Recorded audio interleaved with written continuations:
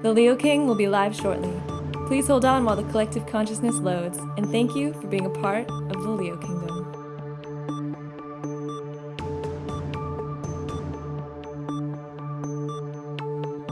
The Leo King will be live shortly. Please hold on while the collective consciousness loads, and thank you for being a part of the Leo Kingdom.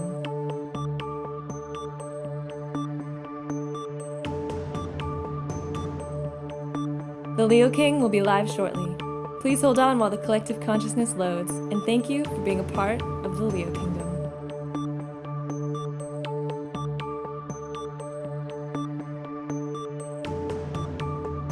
The Leo King will be live shortly. Please hold on while the collective consciousness loads, and thank you for being a part of the Leo Kingdom.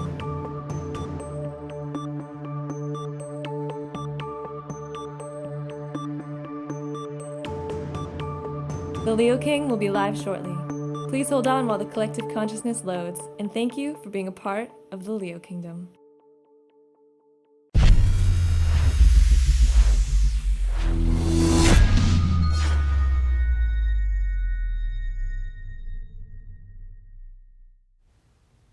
Yo, yo, yo, what's going on, everyone? It's David Palmer, Leo King, and we are here live for Deep Love Tarot, your weekly tarot love forecast for the week of July the 22nd through the 28th of 2019.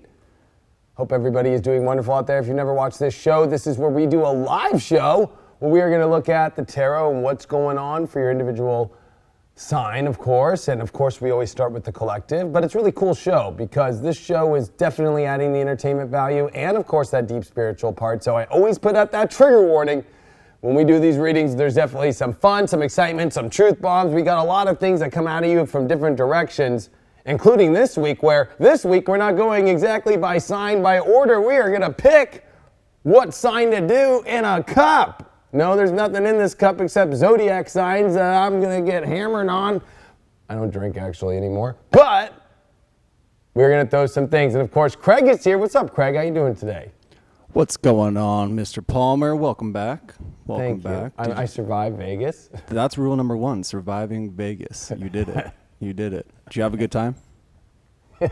I don't even know. I guess what happens in Vegas stays in Vegas, but you've been to Vegas with me, so you know how I roll. So we like to get weird. Yeah, we do like to get weird. And that, Vegas for me, I don't know. It is I don't know what zodiac sign Vegas is. It feels kind of Leo-ish there. Or Scorpio. It's very Leo Scorpio, which you are actually. Yeah, it's got that darkness. But it's also got the light thing. I don't know. I vibe it well. I just can't do like a week there.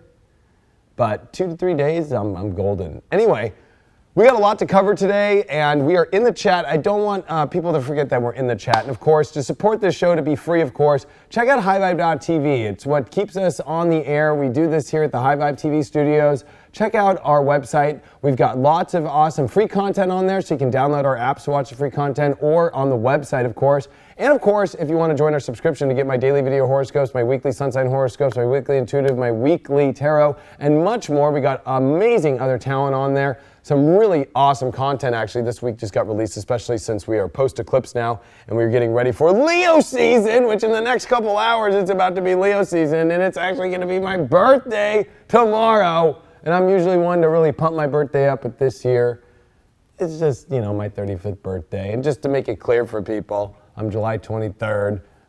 I'm 0 Leo. So, some people today would think it was my birthday. I'm like, no. And a happy early birthday to you, Mr. Palmer. Oh, thank you, It's been a brother. pleasure. And from a Scorpio to a Leo, I'm going to gift you with a little something. Oh.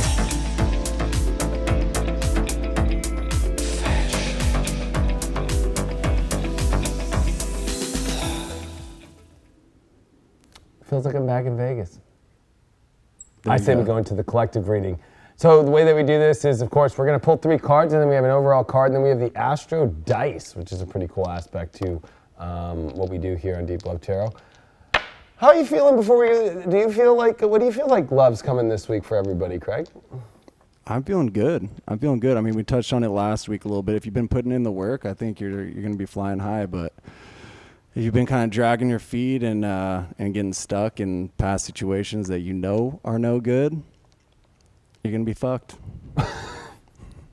Pretty much. Let's see what's going on. Hey, I forgot to, I haven't even got time to catch up with Craig. That's how fast I came in today. But like, dude, I did well in blackjack this weekend, and the guys in Vegas or the women that were dealing, they weren't doing this, dude. They weren't doing the juju. No mystic? There was no juju mystic. And you know what? I think when we go back to Vegas or an Indian casino or anything and we're going to play blackjack, if they do that voodoo shit, we're out. I mean, I think you have to. It's an unwritten rule. It's like literally just like if they start doing this thing and they start playing with their hands, like I'm out, dude. Like, because the dealer did not do that, and I stacked it up and I was like, I'm out. I was just like, boom. Like the second I like tripled my money, I was like, I'm out later, bye. Like, and it was just like, pfft. Stacking that paper. That's right. Paid for Cascade for free. They charge a lot of money at the clubs nowadays. Alrighty. Let's see what's going on with the collective with love for this week. First card that we got for love for this week is the Libra card, which is the Libra about like relationships, balance, harmony. There's a lot of connection this week.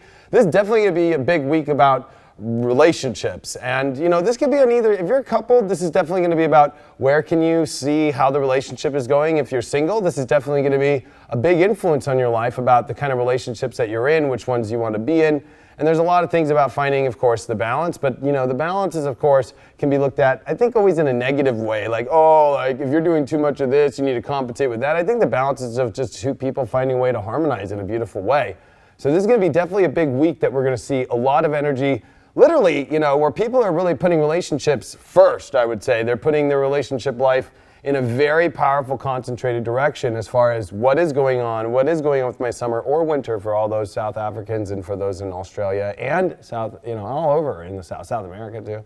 South of the equator. I'm not forgetting about you all. Interesting stuff going on with this. With our middle card that we did get, we got boundaries. So there is a tiger with this one, you know, there is breaking the boundaries, right? Like devouring more of what you want. There's definitely going to be some edge to these relationships.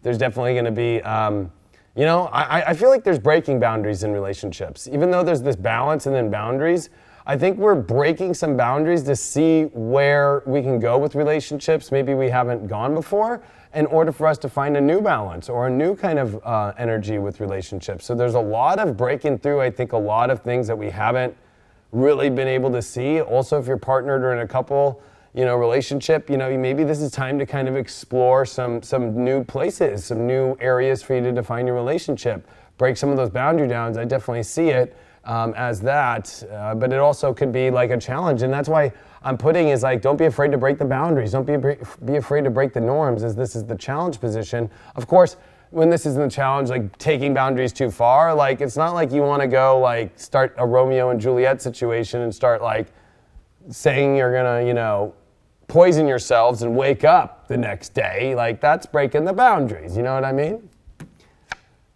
And wow, we got the Knight of Swords as this, you know, this after all. So I think a lot of this is like, we're going to be confronting our fears in relationships big time. We're going to break boundaries, and then we're going to almost feel like, am I going to go into a nightmare situation?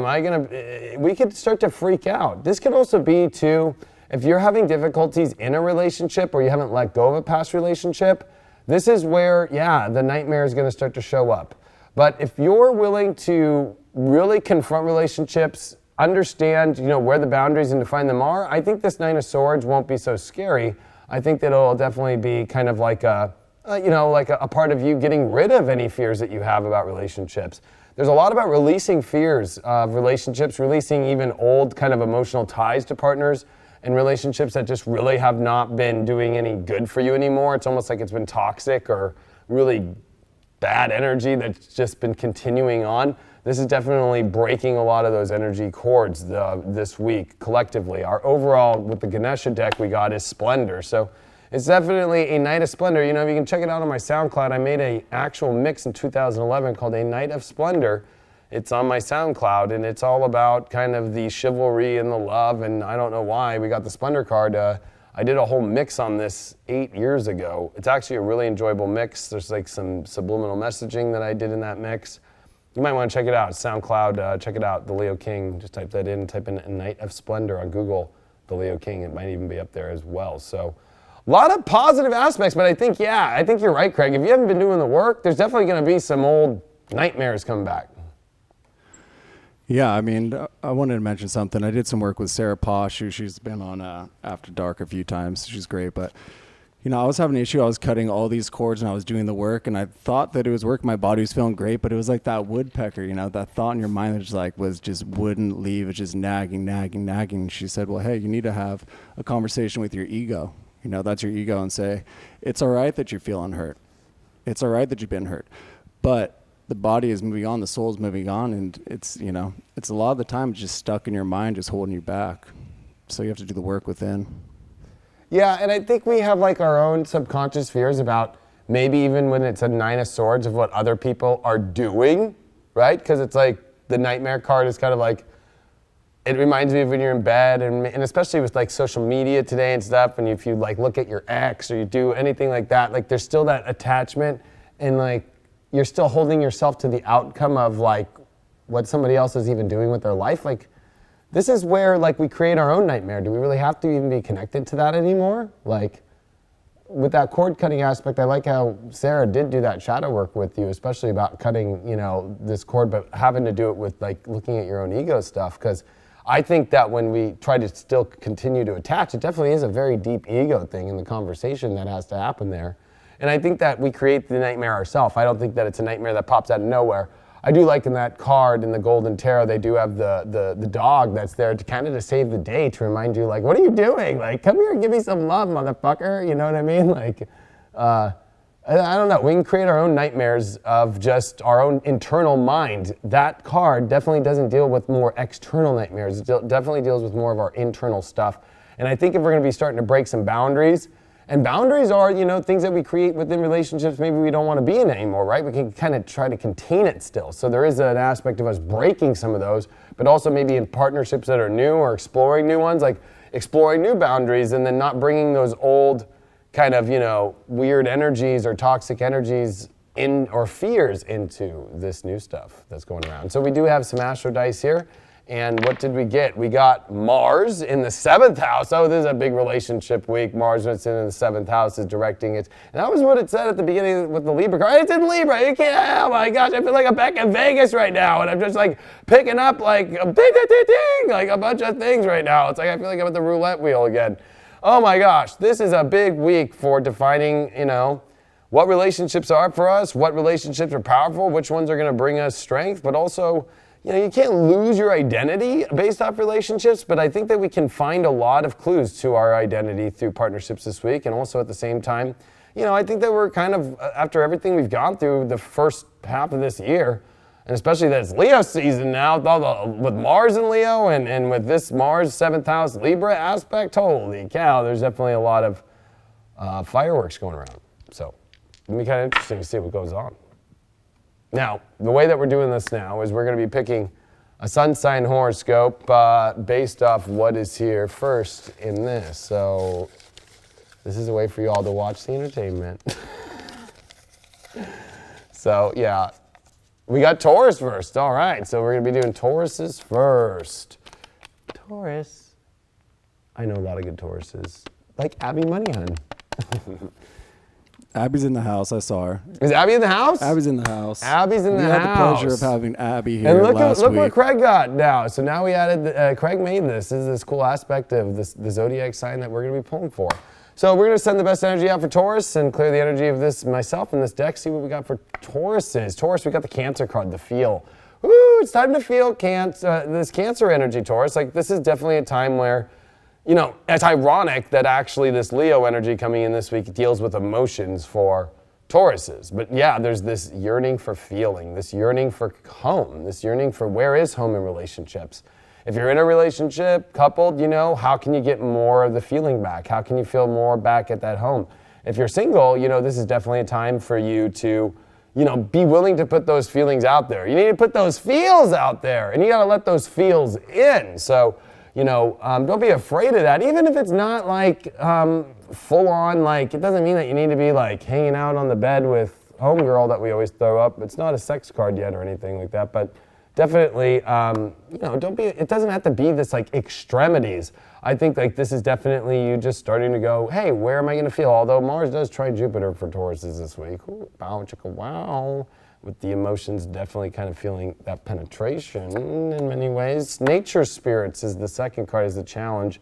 I think that this is definitely you realizing that, you know, why are you connecting with ethereal energy opposed to real energy? That's the way I'm going to put it. So maybe it's almost like getting out of the imagination. You know, nature spirits are great. Like, it's great to connect with nature. It's great to go on a walk and connect with it. But like, we are human beings. We need touch. We need feel. We need humans aspects too. So I think that there's this challenge of like, okay, you've felt in all these other areas, but like the one area that means the most, like this is about getting to the center of the Tootsie Roll Pop. So I would definitely throw up the sex card for the Tauruses.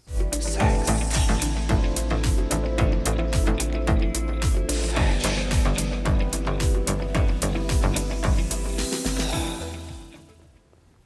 You must be feeling good dropping that sex so early. I've been dropping it early today, huh? It's good. Yeah, it's needed. Maybe a little bit of Vegas kind of rubbed off on me. Just that vibe of Vegas, you know? Get it, Taurus. Hey, and our overall last card here that we got is the Seven of Coins reversed.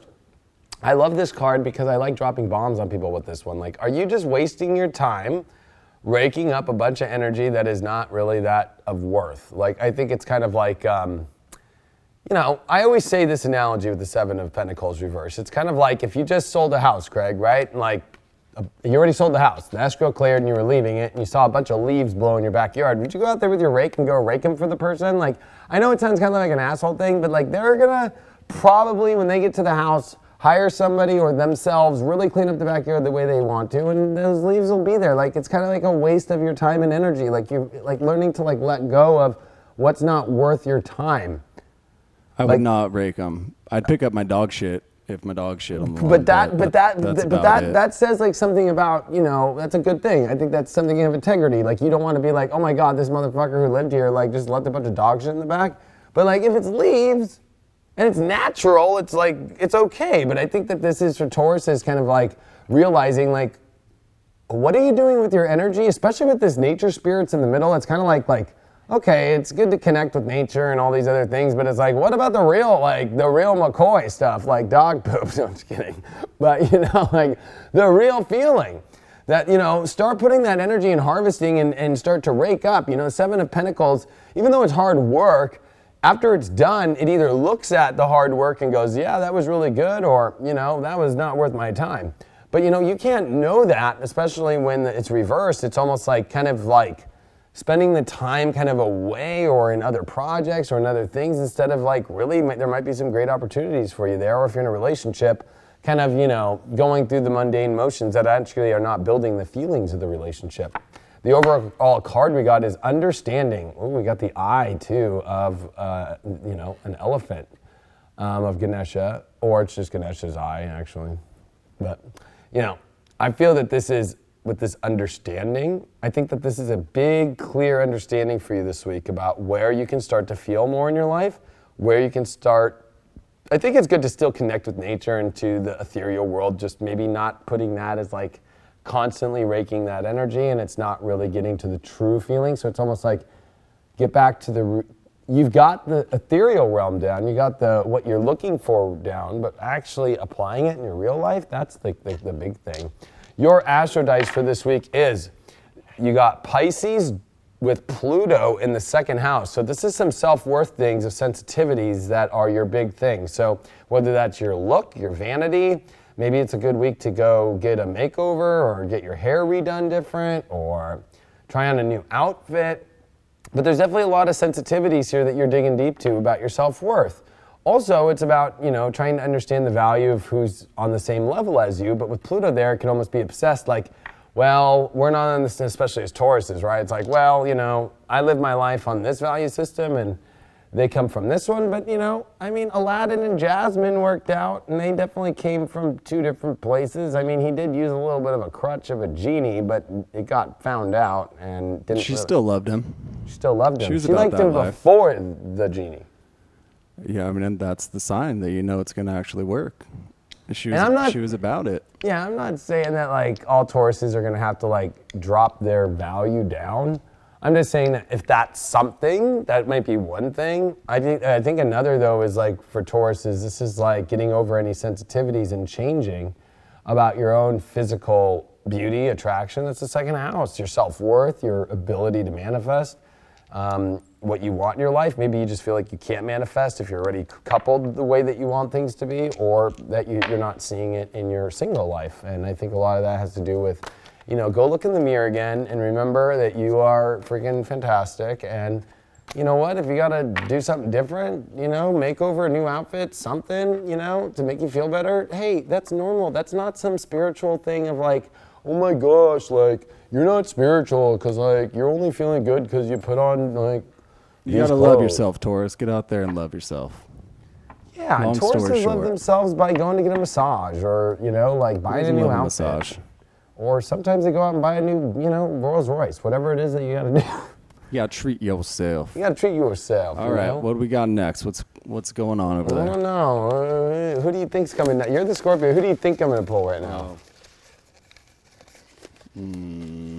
Sagittarius. Ooh, maybe. And I'm not looking. Oh, Aquarius. We got Aquarius next. The Aquarians.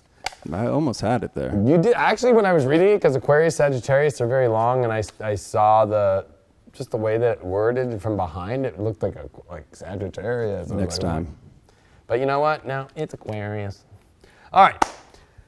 Aquarians, let's see what we got going on for you this week. I'm clearing the energy from this deck, everything that's going on. Let's see what Aquarians got. Aquarians got the Mercury retrograde. So there's a lot of rethinking about going on in relationships right now for the Aquarians. Definitely with especially all this Leo energy being in the 7th house of relationships for them. So, and this card says reinvention too. So there's this whole part of like, how can you reinvent the relationship by reflecting into different spaces, having conversations that are different, and also, in retrospect, looking deeper, I think, at new ways of how you're looking at partnership. If you're single, there's definitely a part of you that's kind of like having to look and reinvent maybe yourself. Or if you're in a relationship, you got to reinvent it, or you got to see what's not working and have those conversations and see if it actually will work. There's definitely, I know that Aquarians try to fix everything, but I think that there's just some things that are unfixable. Your challenge this week is the growth. Yeah, it's like you don't want to grow.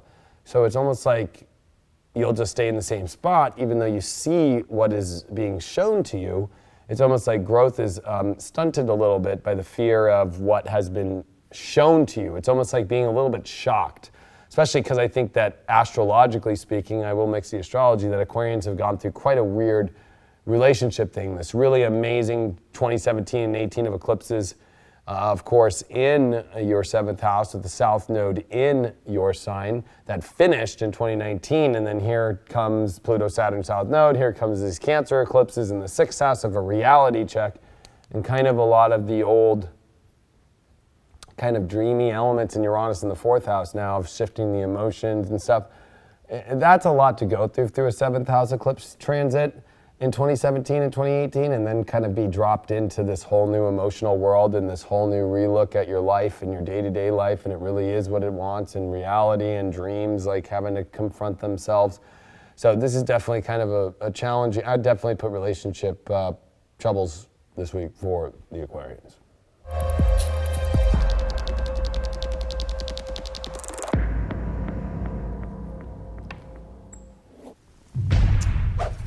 Good thing, Aquarius. So each passing moment is a chance to turn it all around. So you got time. Especially with the Mercury retrograde card. Especially with the Mercury retrograde. But turn it around the right direction. And the High Priestess came out as this spiritual advice card. I think that this is definitely saying, your gut knows exactly what is going on. Your angels, your guides, your intuition is on the money. Don't deny it, especially the Mercury retrograde might be denying or questioning what your gut's saying, and you're afraid of the growth that is being told. Mercury is the one that is the messenger of the gods. I know some of the, fundamental Christians in here might get crazy on me and think it's just only Christ, but, that's a whole other subject, and I can go into Hermetic aspects all day. But long story short is, the messenger is telling you intuitionally well, I don't even know if that was said correctly, but your intuition is right. But where is this fear of the growth and what then will be? And I think that maybe the fears might be unwarranted as far as like, oh gosh, but have those combos, see what happens. You know, like see what happens. Like you only will grow. I think that, you know, you're supported by the universe in a lot of ways this week. Your overall card that you got is Revelation. Holy cow, that is a very Aquarian kind of card. You know, I like Ganesha here. It looks like Ganesha is blowing like a galaxy onto things. I was gonna say it almost looked like weird crystal or something, like at a rave. But, you know, I think there's these revelations this week that are gonna take you to a much better place, but the universe is throwing a bunch of wild, magical revelation on you, and you gotta trust with whatever that is that the universe is doing. You're gonna have to put your hands up a little bit and do some surrendering. There's gonna be a lot of relationship aspects this week for the Aquarians, big time, and you gotta let that thing happen. Let it come in. Don't close the door, and you know, it's like if you wanna be like Dorothy in the Wizard of Oz a little bit, like you might feel like, yeah, this energy coming in is gonna take your house and throw you in this weird spot. But, you know, maybe that weird spot is the yellow brick road you've been looking for. But if you're willing to just close the door on that winds that are coming of change and not grow and go with it, and then you realize when the winds leave that you're still in the same spot and you kind of missed out on the magic. We did get the sixth house of Pluto. Wow, Pluto's popped up twice now. So this is definitely a big, you know, deep, intense revelation and look into the truth about what's really going on in reality. And for the Gemini to pop up here, this is the fifth house for Aquarians anyways, of love, and if the love and the reality are together, but it also is thinking about your day-to-day life and seeing what changes need to be made in order for the relationship to go. It's also interesting that we did get Gemini, which is, you know, Mercury, and we did get sixth house, which is Mercury. And we did get Pluto, which is this kind of challenging growth. So kind of interesting on how they correlated all there for the Aquarians. Sorry, Aquarius.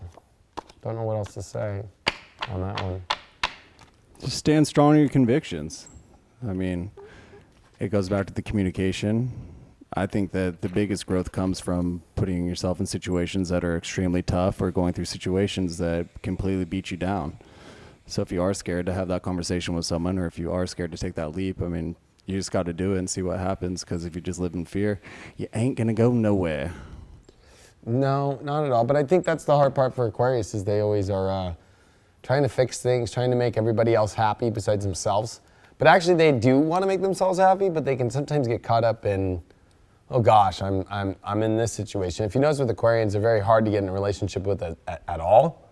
So when they get into one, it's like, man, they're all in, and then they try and stay in as long as they can and fix it, and then they turn it into kind of like, you know, trying to fix a crazy radical, you know, spaceship like an Independence Day that hasn't ran since Area 51. A lot of that going on right now. But it did run, and they did go to space. And it did go to space, but... Have you ever been to space? I go to space every night in my dreams, but... That's good. Last night I didn't, but...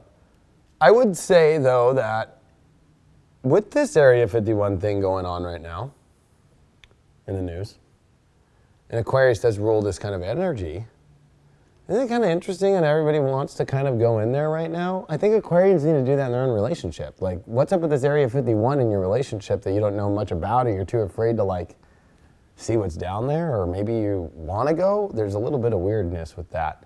Maybe there are some spaceships down there that don't run anymore. I don't know, but you don't know until you get down there.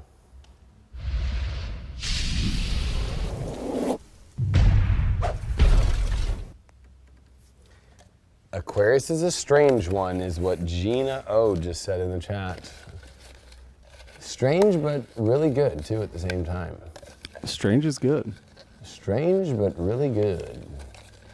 All right, what sign are you thinking? I'm thinking... And I'm really not looking.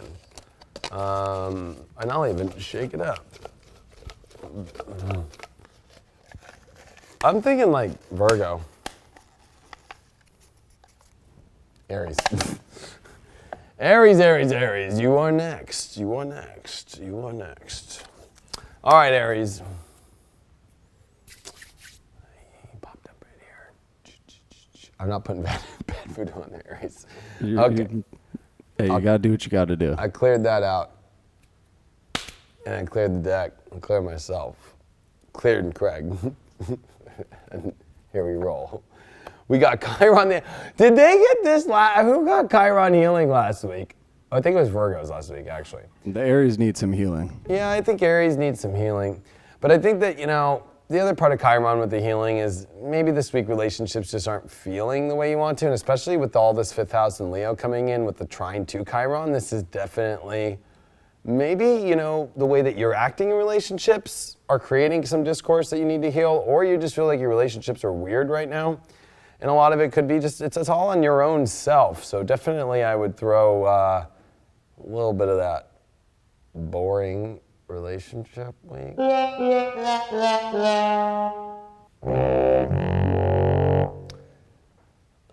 mean, there is some amazing aspects this week, but we got to see what this challenge card is. This challenge card is the jealousy card. Ooh.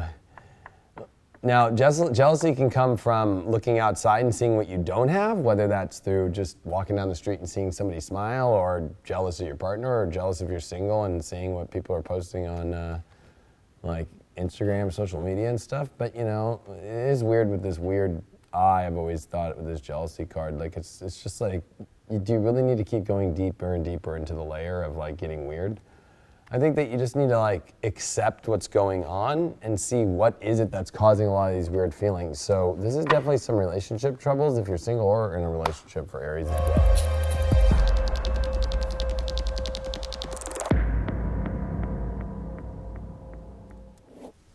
Someone said that Chiron is in Aries at the moment. Is that true? It's very true. That's why I brought it up, because the sun's going to trine it this week in Leo in their 5th house. So. Wow. Wow, wow. I know. And the moon actually, as we're talking right now, is on Chiron in Aries. So yeah, there's a lot going on here for Aries, kind of feeling a little bit like seeking outside for some sort of thing to heal when maybe they need to go more inside. And then they almost might be creating their own jealousy by seeking all these stimulation energies and emotional energies in outer places instead of dealing with what's kind of, causing the pain deep inside. And wow, they got the 8 of Swords upright. So, yeah, there's a lot of being bound and trapped and feeling stuck right now, and it's causing discourse in your relationship life. It could even be sick. You might be sick, or you might be feeling mentally not right now. So there's definitely, we got to put a lot of extra love for the Aries this week. Even though, the astrology is looking really well, I think that this is going to be an overall very powerful, positive week. Just it's going to be like you going through your deepest shit, okay? So, and at least I think this is what you need to do, is because this is what has let you to this point. Like, you've realized that you cannot continue on much longer in your love life by the way you're living your life. So there's a lot to heal, a lot of weird old, jealousy can go in a lot of different directions, right? But that 8 of Swords definitely is bound and trapped in the toxic waters of independent self. And the rivers just keep flowing through it, and it's bound and chained on its own. So this is about unbreaking a lot of those chains. You did get the decision card for your overall. So make some choices. I think that you're hanging on the fence, whether you got to make a choice in a relationship or you got to make a choice in your personal life that's causing your relationship life that's still on the back burner, or more importantly, you're not learning to take control of, making the choices that are going to get rid of some of these weird issues that you're going with your love life right now. You are coming to a very focal point of decision making this week. We did get, Astro Dice-wise, we did get Mars in Aries, which is dignified, in the 11th, which means, socially, you might be going out and trying to look for lots of people, or where's the social life and how is it dealing with your relationship? Maybe you're too social, maybe you're not there enough, or maybe you're running out there, or maybe you're, lacking in that area. I think there's a lot about really seeing on how friendships and what you're doing socially is connected to a lot of these issues that are going on in relationships right now, and how there's different people that you might be, either attacking or trying to identify through, but then that's the opposite of love, is the 11th house. So, you got to look at where you're putting your outside energy, because it's definitely causing a lot of the internal energy for the happiness stuff to go awry. Yeah, I wanted to touch on where you're saying that, the Aries need to look within and do some work there. Reminded me of this reoccurring dream that I had. I was in a relationship with an Aries. It ended horribly. And this one night, I just kept having this reoccurring dream where I'd be like, but why? But why? And I'd wake up, every couple hours, same dream, but why? And I'd wake up. On the last one, I was saying, but why? And I woke up, boom, fresh, 8 in the morning, and I heard this voice say, because the soul's work comes from within. And I've really tried to apply that to with anybody that I'm having issues with, or issues I'm having to myself. It's like, yeah, the soul's work comes from within, and people do shit that you might not like, that might affect you negatively, but that's their own trip. They're on their own journey, and it's hard to take sometimes. But remember that the soul's work comes from within. It does come from within. That's what Chiron deals with. Like, Chiron always looks like this outer, weirder situation. Like, whether it's like, you might have a deformity, or, I always use extreme analogies. Or whether it's like some situation that you've been working for just didn't work out. It's kind of like baking a cake, and then, as guys, we're not the best. I mean, trust me, I've watched on television cook shows, these guys can do these bakery stuff that I've never seen in my life. But like, have you ever seen me try to even just make spaghetti? Like, it never turns out the way I thought. Like, I'm like throwing the pasta on the wall saying, does it stick? Okay, is that al dente? I don't know. And I'm the designated cooker at all the travels that we do. Yeah, Craig does all the cooking. I do the... he does the eating. He does it well. I do the eating, and I do I'm the support system. Kind of. Yeah, I guess. But yeah, so anyway. Support. But I feel Sure. like, it kind of feels like, you're making something and then it doesn't turn out right, and then it tastes a little funny, and then so you think, oh man, I did all this, but like there's something inside. Maybe the whole time you were in your head thinking about something else, and you weren't paying attention to the timer, and you weren't paying attention to the burner, and you weren't paying attention to that, when you were cracking the eggs, you were thinking about, the worry about your money or whatever. Like, Chiron deals with, like, it looks like it's this big outer situation, but really it's what's going on inside. What do you need to fix first? Because the outside stuff isn't going to really turn out the way until you learn acceptance first. And in accepting, it didn't go the way that I thought, because I've got to heal whatever I'm dealing with deep inside myself. So a lot of that shit pops up with Chiron. And the jealousy thing, I don't think, it's like extreme jealous stuff, but yeah, it just becomes kind of this like, I wish I had it that way. That's what I think jealousy is. It's like, I wish I had it that way. It could be that internal jealousy, because at the end of last year, a lot of the decisions that the Aries made, right? I remember you saying that's going to reflect a lot of their life going forward. So it could be that jealousy saying, hey, I wish I would have done something differently. That's very true. Solar Cup But you time. can't. You done messed up. Who is the next sign that's going to be picked right now? Sorry, I literally just got back from Vegas, so I'm just in like, let's play a game. Let's just get back at the roulette wheel or something. I don't know. I'm not trying to promote gambling or anything, but, I'm a little bit in Vegas mode still. Literally was there this morning. All right. Oh, I did go. Did you go with me when we stopped at the world's largest gas station? That last time I got all those Krispy Kremes? No. Maybe. Yeah, remember on our way back, we stopped at that huge Chevron, and I got those Krispy Kremes, and you were looking at me like... Oh yeah, you got a dozen Krispy Kremes. Yeah, I went there this morning. I did not get any Krispy Kremes. So. That's good. We picked Cancers, so we got Cancers next now. Bam! Cancer! Clearing the energy from this deck, myself, Craig included, and all you in the chat room. By the way, I've been seeing some of these chats in here. Some of you guys are getting popping off in here. Let's see what's up for Cancers this week. Cancers, we've got the fire element, desire. Woo! Oh, we gotta throw. You know what we gotta throw? I don't even have to say it. You know what to throw, Craig. What are we throwing? Six.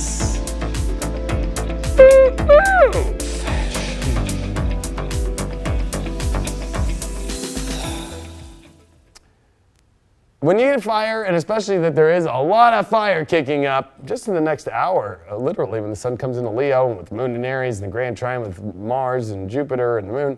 Wow. But these are energies dealing with, especially for Cancers, dealing with this like life of fire, this desire. Do you have it in your life or not? In your relationship, if you're single, like what is holding you from that fire? Why do you have to play safe so much for that fire, that desire? There's a desire that is so hungry right now, to be honest with you, no vampire could even be satisfied with the amount of desire that Cancers are looking for right now. But I think that challenge of that desire is that transformation. Are you willing to make the change that's going to get you there? So I think that for Cancers, it's like you need to make changes. And I think that this is the scariest part, like transforming into a new world, a new situation. Maybe the situation you've been in, it's just like a caterpillar now, and it's kind of like, who are you? I was trying to do the hookah in Alice in Wonderland for people. There it was. But if you remember in Alice in Wonderland, as she's talking to the caterpillar who smokes hookah. I think we established it was hashish. Oh, maybe he was. I think he did have his eyes. He did look lit. He looked freaking like he was on the deck. Come on, I mean, everybody on there. Well, they were all on something. We all know. I mean, everybody relates me to Cheshire Cat, like, I'm gone, but. Yeah, I could see that. Yeah, I'm very Cheshire Cat-ish. But that's the whole thing is like, you notice then he turns into this beautiful, like, butterfly. Like maybe for you, I think that this is a weird week where it's like, you know what, the desire you want in your life, you're gonna have to just change the whole way that this whole situation looks. And I think that situation is gonna be related to the Four of Coins. You have a situation you don't like, whether that's just in your personal life, your day-to-day routine, maybe even the partner that you're with. A lot of Cancers are partnered up, but also, still connecting even to a partner that maybe you don't like, maybe if you are single. Because if you don't change that, then you're not going to get the desire you want. Like the Four of Coins, is definitely the one card in the deck that deals with like, oh, I want to feel desire, let's say in this case. And God goes, here you go. You've got the desire of being desired over a situation you don't like. Well, what? I don't want that. Well, you want a desire. Change what the desire is. I think that's a big part for Cancer this week. The overall card that we got is the positive outlook. The positive outlook after making those changes is going to give you everything, especially when Ganesha is here to open up all these different doors. And in this card, there is the sun and the moon. There is this beautiful kind of eclipse energy. And this is a very powerful card on the positive outlook. Like, be willing to make the change and be positive about it in order to open up the doors of desire that you've been looking for. And that is all that you have to do. Just stay positive about it. It's not a negative change. Like I think that Cancers can get attached. It's something that you don't want anyway. You are dealing with energies that you don't fully want, especially if that's an ex or somebody that's in your life right now, or even possibly if you're in a relationship, you're dealing with a situation in the way that your life is like or the way the world is that you don't like. You can make the change. You got to be willing to own that value, though. You need to be willing to make that change, and you need to be willing to set that desire as number one. If you're afraid to do that, well, I'm sorry. I don't know what else to tell you on that one. Then you might just be, you might have to actually like pull that bow chicka bow wow like sex, away from you there for a second, kind of like an old, cane. Pull it away. Sorry. Astro dice for the Cancers. We got Neptune and Pisces. Wow, okay. It's its own dignified. There's a lot of dignified energy coming up. Ironically enough, when the sun moves into Leo here in the next hour and a half, we are going to have a lot of dignified energy. But in the 11th house, you know what? I think a lot of this is there is a magical world out there that you're either missing out on because you are staying in the same world, in the same environment, and you're not magically connecting to people and to the world that you want to be in. And two, I think that a lot of this is like the imaginary world that you want. You have to start to connect to new people and connect to people that are in this world that are positive outlooking, that are the energy that you want to receive from desire and that are helping to transform the process. And also, do you have the friends around that are going to help you through that ease? It's a lot easier than you think, especially with friendship around, especially since Uranus is in the 11th house for all Cancers. It's interesting to see that this, though, alignment is kind of an interesting kind of play in this way. So I think that it's a time for you to really see that, You know, are you in the right world in general? The 11th house deals with the world itself. And are you delusionally in a world that's suppressing the desire you truly want? It's like, maybe you're getting only a little bit of desire and not the whole thing. You know, one thing about Neptune is you can be delusionized and really it's not really the full desire. You know, it's like, here, I'm getting this. Well, it's like, okay. So they need to get out and party a little bit, huh? 100.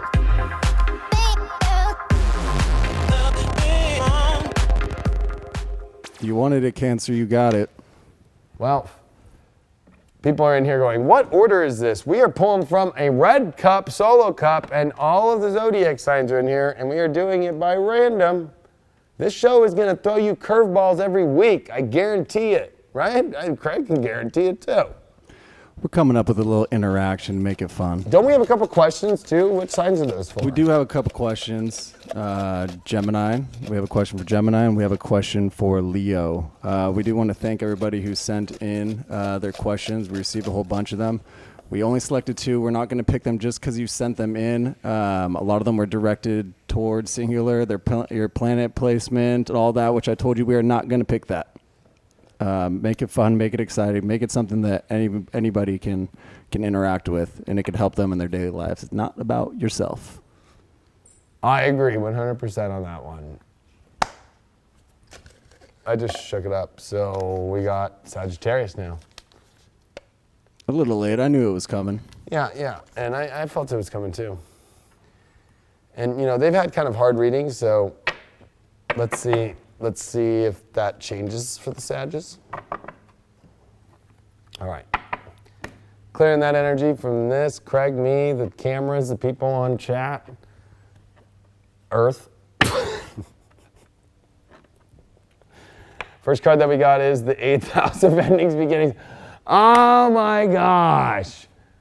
That could be a good thing, though. I'm just going to say this one. I'm just going to be very real. Like, come on, Sag. I don't know how long. You know, one thing about being a tarot reader, but especially an astrologer, that's my main gig. But I've been doing tarot a long time. And actually, I was doing tarot professionally before I was astrology, believe it or not. But most people won't believe that, but it's true. When it's continual, I don't know how many weeks, dude, 8 weeks? Like, the Sag thing has been going on, like, where it's like, what is going on with this relationship situation life? About learning that, you know, it's 8th house, and this is where the eclipses just happened for Sages. Like, there's this whole thing about learning how to put an end to things. And I like this card, even though it's got the red behind it. It looks like a fucking creepy clown. Get rid of the creepy clown. It's those skeletons in the closet. Yeah, and creepy clowns. I'm trying to figure out this camera. Here we go. It's 8th house. You got to learn to put an end to get new beginnings. You want something great?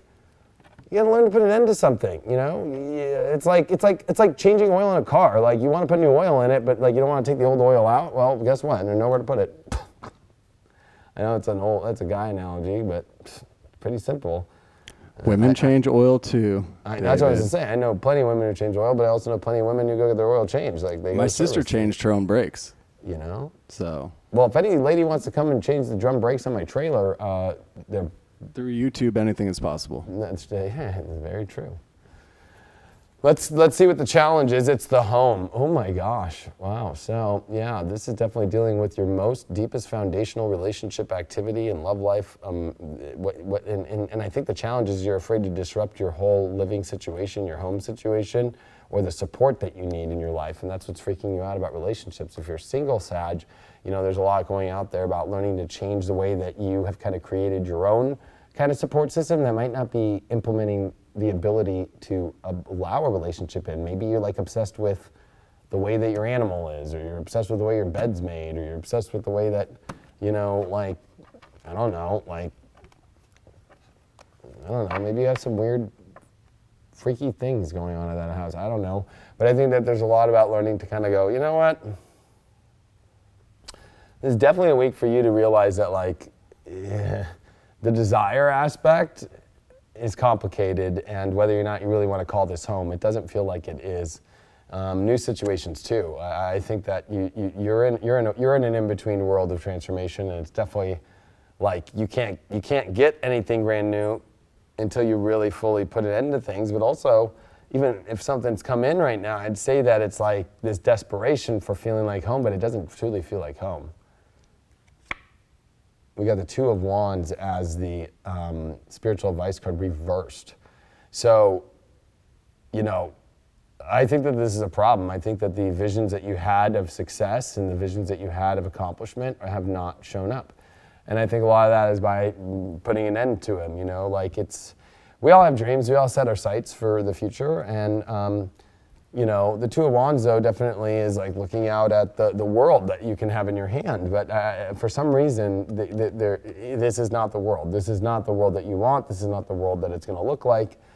Our overall we got is perseverance. Stay perseverant in a forward, different direction. Keep moving forward, you know.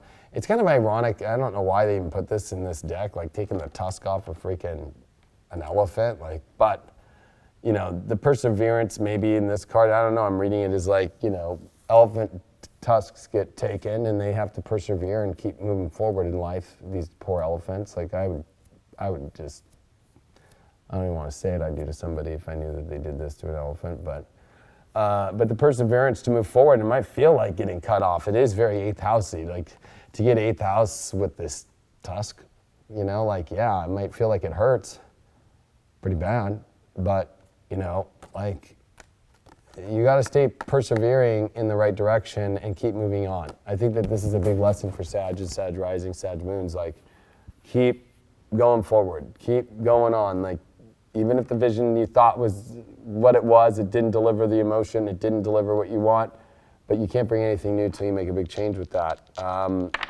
You got the 10th house with the South Node in Cancer.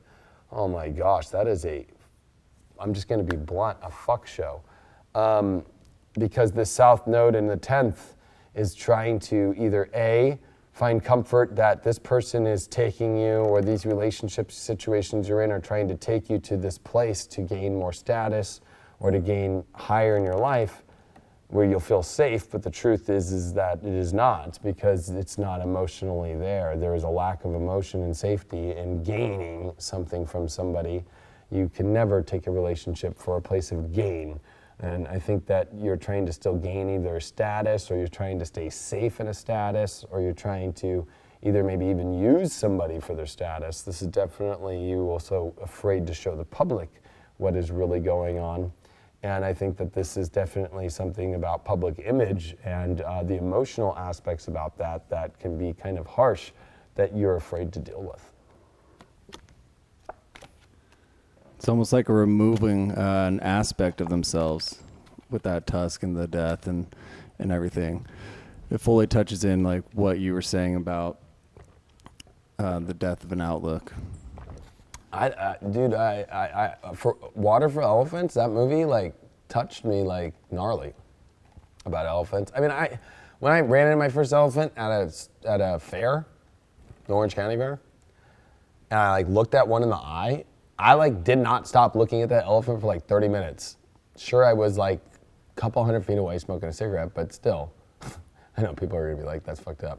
But no, I literally was. I was just like, oh my God, like they are, I don't want to compare animals as more magical than other animals, but there is something gnarly magical about elephants and their ability to, like, when they look at you, they know their ability to connect emotionally and feeling. Like, have you ever been by an elephant, dude? Yeah, I mean, some people say that elephants are the dolphins of the land. Really? I've never heard that one before. Yeah, I just made that one up right now, but it fits. It fits. It does. It's good. The elephants are the dolphins of the land. It's good. You know, I mean, yeah. You look at their black eyes. They got souls. That's for sure. You want to have an elephant cocktail? Fucking some cocktail sauce? It'd be super strong. Guarantee. I know that was a shrimp reference, but you know what? I believe that because of the telecommunication and the kind of like all-knowing that a dolphin has. It actually is funny. I don't know if you watched my weekly intuitive on High Vibe this week, but the animal token this week that I channeled was the dolphin. So really weird that you said that because you probably didn't watch that yet. So I watch everything always. So then did you jack my animal token? No, I'm just kidding. I did not watch that. Oh, okay. All right. You got to mess them a little bit. All right. I don't know if anybody in the chat actually watched my weekly intuitive, but I called out the dolphin, and he's straight up here saying that he didn't. Oh, thanks for the love for the donation. Truly appreciate it. Who do you think's coming up next? I have a feeling we have got Virgo. Virgos. My mom's a Virgo. My mom, again, wants to know, why are people picking on the Virgos? Oh, mother. Oh, mother. Oh, mother. She's right, though. Actually, somebody in Leo King group and the High Vibe TV group said, why are people picking on Virgos? And especially people pick on Scorpios, too, you know? Yeah, but we don't care. Okay, tough guy, fucking, maybe it's true, but maybe doesn't it, well, you guys kind of like wanting to be the edgy, like, one. The edge? Yeah. Yeah. I don't know necessarily if I need the edge, but, I mean. No, I'm saying, like, people kind of say, like, oh, Scorpios, they're fucking edgy, or they're really intense, or they could be. We are intense. Yeah, but you like owning that, right? Like you don't mind being like, well, I'm intense, so what? No, like people think that I'll be mad at them the way that I talk to them because it's just like a matter of fact, just like precise. And there's only two sides to me. There's no real like medium level. Would you agree with that? It's kind of on or off, mellow or wild? Yeah, and I think you're right about precise. Like you're not gonna just waste your time with saying something and then just keeping it done. Like you just go right, like Scorpios just go right to the point. Like this is it. And that's what Pluto does and Scorpio does. Like, unfortunately in life, Pluto rules death too, right? So it's kind of like, well, forget, like the Grim Reaper shows up. That's what Scorpio is. It's kind of like, I'm gonna be precise and tell you like you're coming with me and it's over. Like, what? No, not meaning that everything you say is about being over, but just about how precise. Just getting to the exact point in the deepest truth that hits at the deepest core and just like let the fuck going through all the fucking tell me. I want to know. Yeah. Just tell me. That old expression, beating around the bush, Yeah, I hate that shit. Yeah, literally. All right. All right. Clearing the energy in this deck, Virgos. clearing the energy from him, and all you in the cameras, we're even clearing all this room, all right. So we got Scorpio pulled Pluto transformation. Isn't that what you pulled last week? No, Leo's pulled that last week. That's right. Yeah, we're on Virgos. Oh, Virgos. I'm sorry. We were going to Scorpio talk. So Virgos. Okay. Things are going to change this week.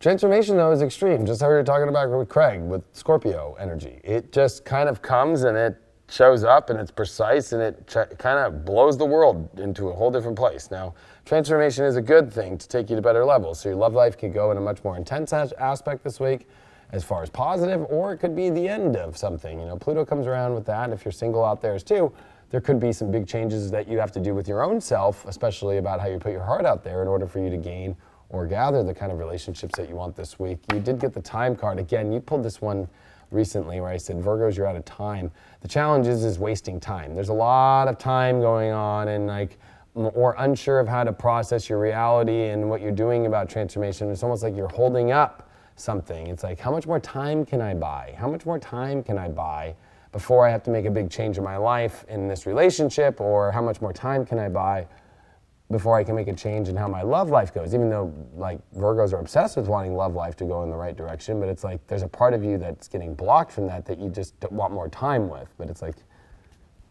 really? There's no more time. Sorry to say, like I can't buy you time. This is not that movie with Justin Timberlake, Just in Time or In Time. Sorry, like I can't give you credits for more time. The Temperance card, yeah, there's definitely this aspect of connecting deeper with, that you have reached a place in life where the universe, builds something beautiful. But I think that the spiritual advice is like, life is beautiful even with transformation. So it's like, that's what creates mountains. Like mountains need earthquakes in order to change. Like they need big waterfalls, or they need storms and hurricanes. We look at this stuff as like, as a human thing, like, oh my gosh, it's a hurricane and it does cause devastation and so forth. But it's like, that's how the earth is to create this beautiful place. So, you know, trees fall in the woods all the time. Like, you know, geysers just happen out of nowhere, volcanoes happen. I think that there's this kind of like learning that temperance is learning the acceptance and the beauty of the natural state of chaotic, intense, transformational experiences, and finding the temperance and the beauty within that. I will take every card and look at it in a different way.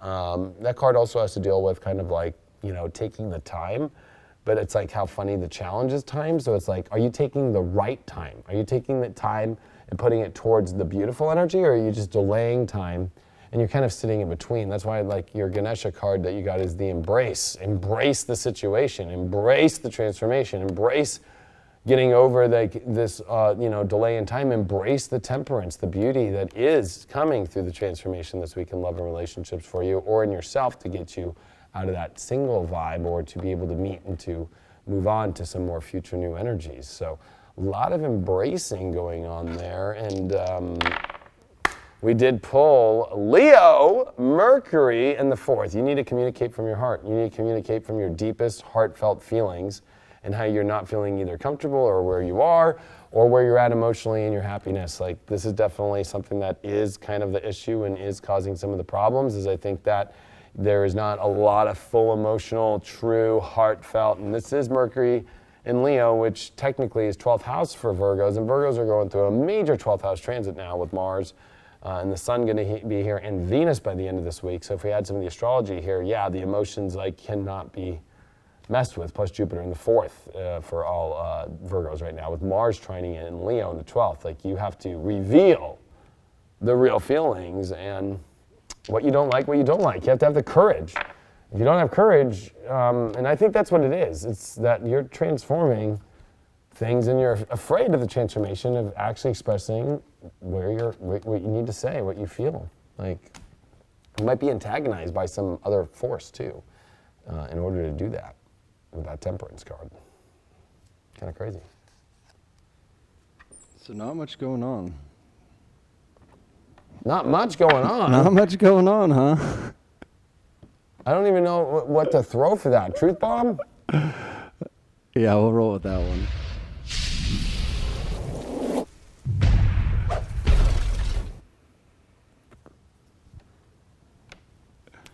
Truth bomb is 2. I wanted to hit my jewel. I mean, that was about it. That was about it, all that we could give them. Who's next? Pisces. All right, Pisces. Craig's going to throw up some Pisces up here. And I'm also going to have to pick up all of those papers you're throwing everywhere. I'll pick them up. Uh-huh. Although it's my birthday in less than 5 hours. You were almost born. Again. Yeah. I was born 8:05. But, you know, in astrology, solar returns happen at the exact moment that the sun is at the position to where it was when you were born. So I'm 055 Leo. So technically tomorrow, my birthday is at sunset, like around 7:30 p.m., something like that. So technically my birthday's tomorrow at 7:30 p.m., even though I was born July 23rd at 8:05 a.m., 1984, for those that want to run my chart, Newport Beach, California. All right.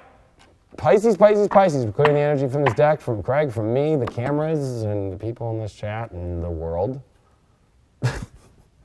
I just think that's funny. We got the Saturn return card, the age card. All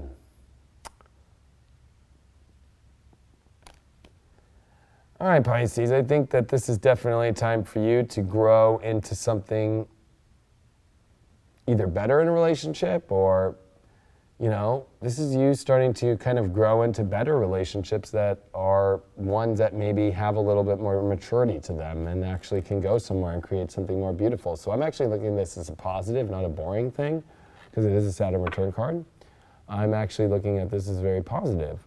I also think that this is a time for Pisces to really pay attention to, you know, how can you be in a relationship that's actually growing in a better position, but also at the same time that you are feeling like, you know, you're getting something out of a relationship and they're getting something out of a relationship that actually has a destination now and actually has some deeper wisdom behind it. And actually, you know, that it's not just like kind of a fanatical situation without some sort of purpose. There's a lot of purpose-driven aspects that are needing to be coming up. And the Truth is your challenge card. So Truth Bomb coming up for the Pisces.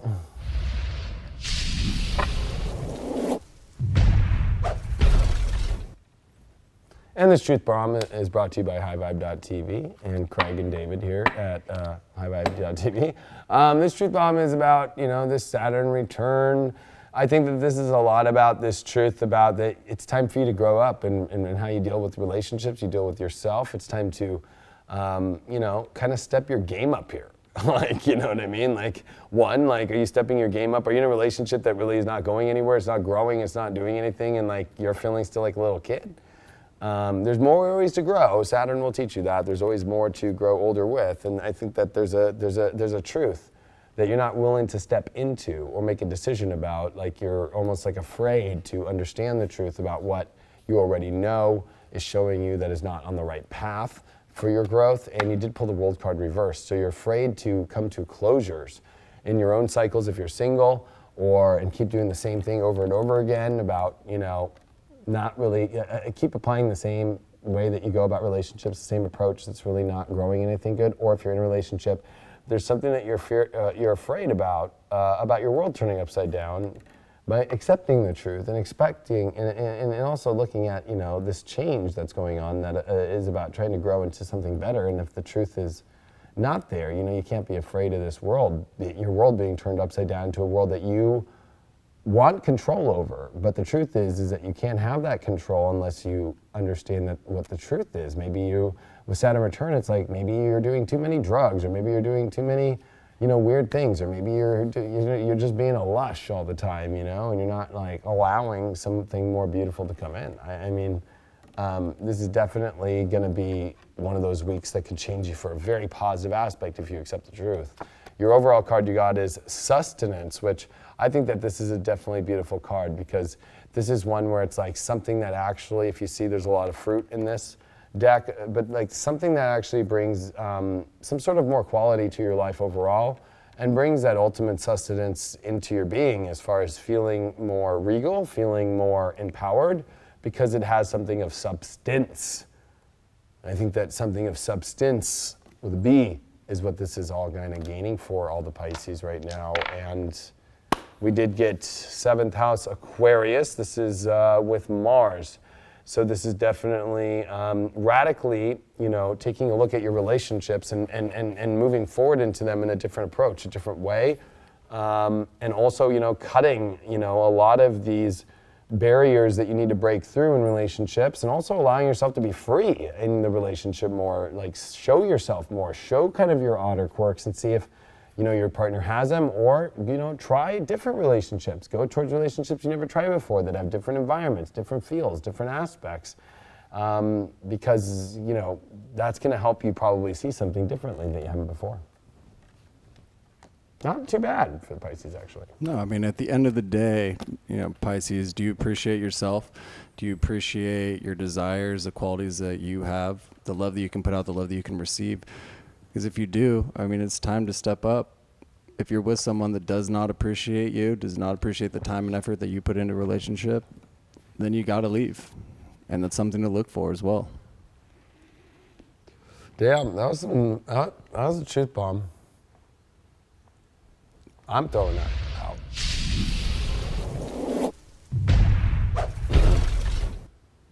I don't know. I've just been hearing a lot of issues with people about they're in bad relationships and they don't know why.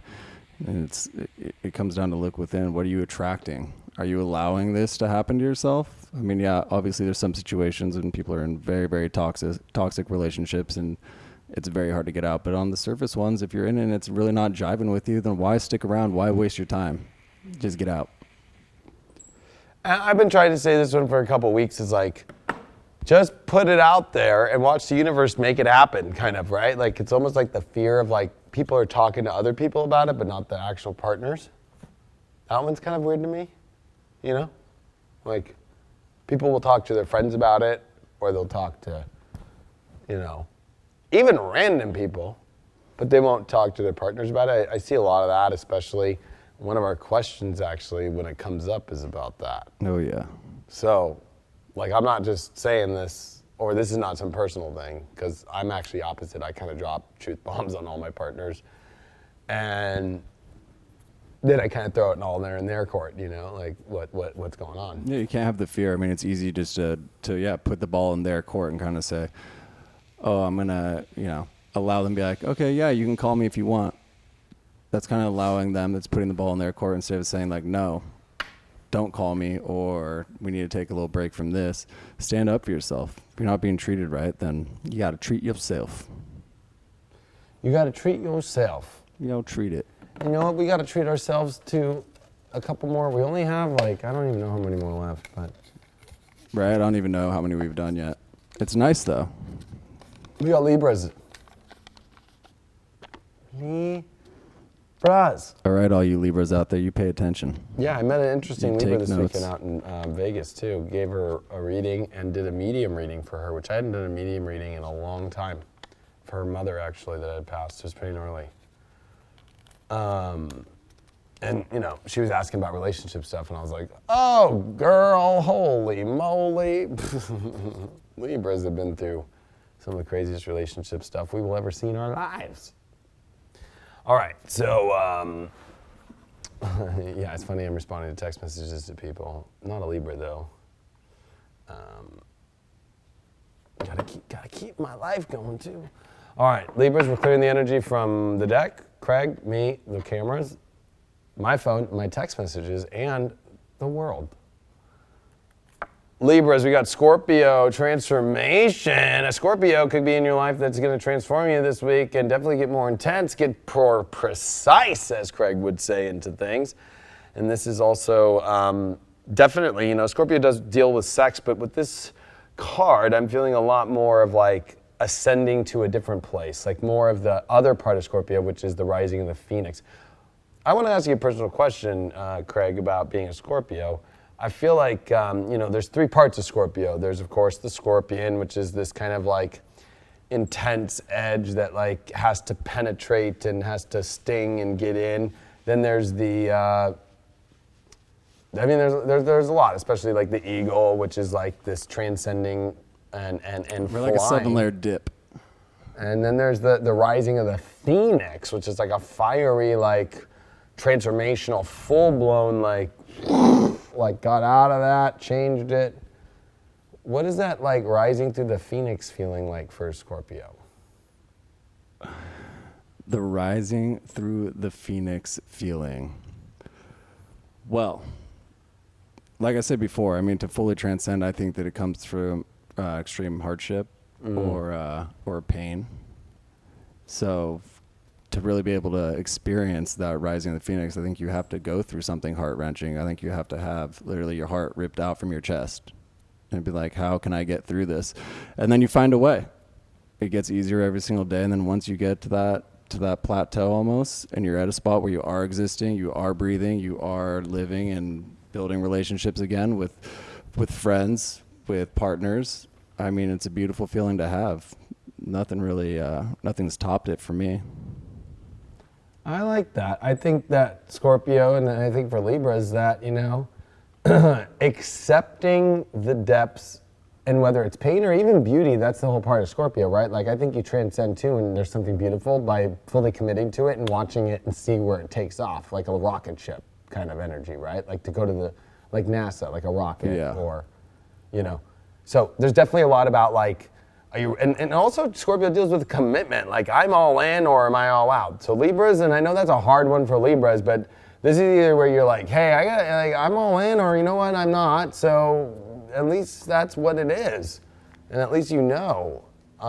There is this challenge with the message.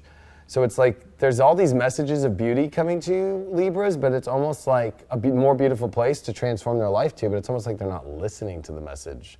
They're not seeing the beauty. They're trying to seek the beauty when the beauty is being already told to them and shown to them. So it's definitely not about going to seek transform into something that is beautiful with the messages that are coming your way. That is a 33 card too, which is a very positive number, especially for, abundance through, expansion, and especially by messages from a more beautiful place. Also my life path number. It's a great number to have. And then you did get the 10 of Swords reversed, which means you're doing the same thing over and over and over again, and this is causing a lot of problems. I think that there seems to be this reoccurring theme that Libras can't get out of, and this is what you're transforming, is that the message of beauty is in front of you, but it's like seeking these other places or trying to dig. It's like you found oil, but you're like, let me go see if there's other oil out there. Or, you're still trying to suck oil out of a place that there's no oil, whether that's a past lover or a past situation or a past feeling you had once before. I think that this is definitely like, you know what, the same thing that you've been doing over and over again, definitely stop doing it. But the good news with this card is it means that this week there is some sort of closure or ending towards repetitive old patterns and starting to listen to the messages that are coming to you that are beautiful in order to integrate and transform from. You did get the generosity card.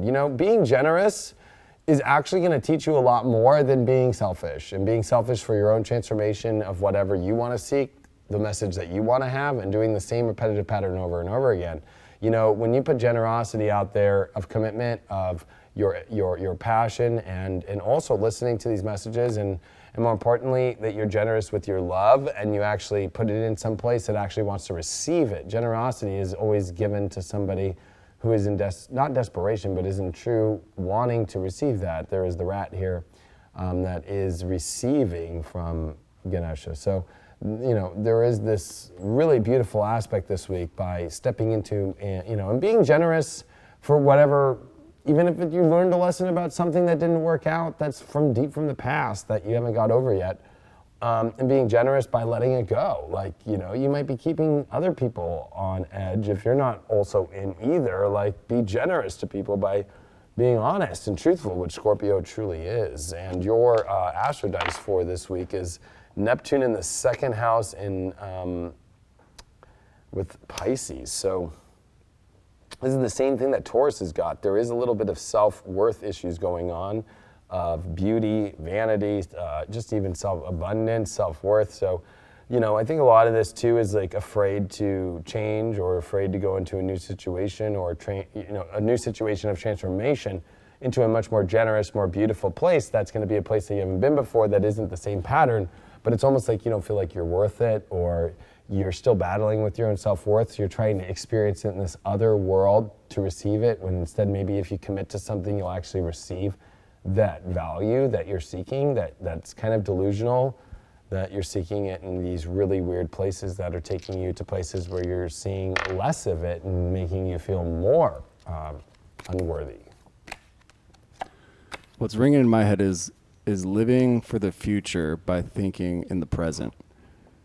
Living for the future by thinking in the present. I mean, it's easy to get lost. You're talking about past relationship issues. It's easy to get lost by thinking of what could be. But really, I mean, the best way to get where you want to go and have the people that you want in your life is by thinking and living in the moment. So don't get too wrapped up in it. And just go about your daily business with the people and the situations that you want in it. I have to agree with you on that one, Craigie. And I like that analysis as well. All right. We've got Gemini now. Gemini, oh, and I threw it back in there. And it looks like we got, how many more left here? We got 3 left after this. Capricorn, Scorpio, Leo. All right, don't we have a question? We'll do the reading, then we'll do the question for Gemini after. So I'm clearing the energy from this deck, clearing the energy from myself, Craig, the cameras, the phone, the chat room, and the world. We got the void of course moon here for Geminis. There's still something that is missing here. So, I think that you really want to feel a lot emotionally with relationships this week, but there's still something missing. It's just not the time. You need to take your time to still fill up some of the cup that you need to see. There's still something that, if you're in a relationship, there's still something missing. It's just bad timing this week, and if you try and force things during a time of a void of course moon, you're gonna not really get it done. It's definitely a time where in your love life, like there's definitely something that just is amiss right now. And it's time for you to really accept that. I think that, it's okay if it's like you can get it at certain moments and at certain times. But if it's not something that's 100%, like you need to take some time to still see when that will happen, or you just need to be patient, or you just also need to be honest with yourself and be like, you know what, there really is nothing here. The challenge is this safe travel. So yeah, it's like you're looking for this beautiful, safe place to go to in a relationship, but it's not there. It's because there's something missing, there's nothing there. There's something that's just off emotionally. It also is probably revealing to you that there isn't something safe that is a trigger to you and what you're wanting to feel, but it actually is not offering that feeling. So if you have like an issue with like trust or an issue with wanting to be committed and this person is saying that, but then there's other things starting to show up that feel emotionally like that's missing, like watch out. So I would definitely put relationship troubles for Geminis this week, big time.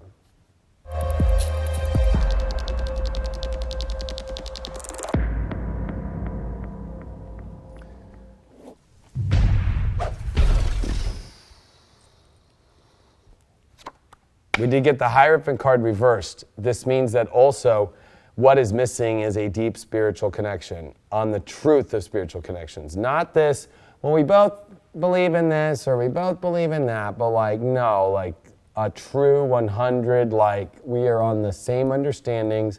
We practice the same vibrational, spiritual connection. And I think that that's what's missing. If that's not there, if there's something missing that has this really deep connection that's not just earthly based, that's outer spiritual based and on the same understandings of the universe, where you're not having to be the teacher. One thing about the Hierophant reverse is it's the Pope reversed. Are you gonna just like step off your Pope energy and start walking and trying to convert people? Like, really? Like, this is like where people try to convert people. Like, Gemini's trying to convert somebody into their life, and it's not gonna fit. It's like, trying to swap motors from a boat to like a car. Like, it's just not gonna be a fun situation. This is definitely gonna be a week where it's like, especially with the spiritual advice being the Hierophant reverse, is already your schedule and your traditions and your day-to-day life is already off. And when you get the void of course moon, that's an aspect. And then this whole kind of safety element of which direction to go is really intense. Your overall card you got is personal transformation, that you're right now dealing with experiences that are changing you personally. But I think that as Ganesha is pointing up towards a new direction, like maybe you saw something that changed you, or maybe you reached a conclusion this week with a relationship that was missing, but it did aim you to see in a new direction and where you can go. And I think that there's a lot of fear that can come up, but the personal transformation is to accept what the truth is and accept where things are really going right now. And being real about things. Personal transformation is like being real to yourself. You did get the South Node in the 4th house in Cancer. So this is definitely obsessed with trying to find emotional safety in a home or a family, or idolizing this whole motherhood or family situation or fatherhood situation, or trying to create some sort of marriage when you got the Hierophant reverse. It's not going to work out. So definitely be careful of that. Focus on your long-term goals right now. Focus on and also if those people are on the same goals. But if you're just focusing on the emotional right now with a void of course moon, like I'm just telling you, like there's some definitely scary situations that Geminis could get kind of trapped in, that they want it, but it's not there. What was the question for Geminis? So the question came, and of course the questions that we're talking about, we set up an email, deeplovetarot@gmail.com. We want to hear from you. Just put your sun sign in the subject with the question. But this comes from a Gemini, and this Gemini was married for many, many years, had a beautiful relationship, it sounds like, had an amazing husband, kids, business, and her husband passed away 6 years ago. And she's having an issue with getting back out there and loving again. She's had a couple of relationships since then, but nothing's really stuck. And she wants a little advice as like how to bring that true love back to her again. Oh, well, that's a really, thank you for sending the question in, and sorry to have gone, you've had to gone through that. I will say that during this eclipse cycle, this has been a Cancer Capricorn eclipse cycle, and this has been about the second house Cancer, the 8th house, which is Capricorn for Geminis.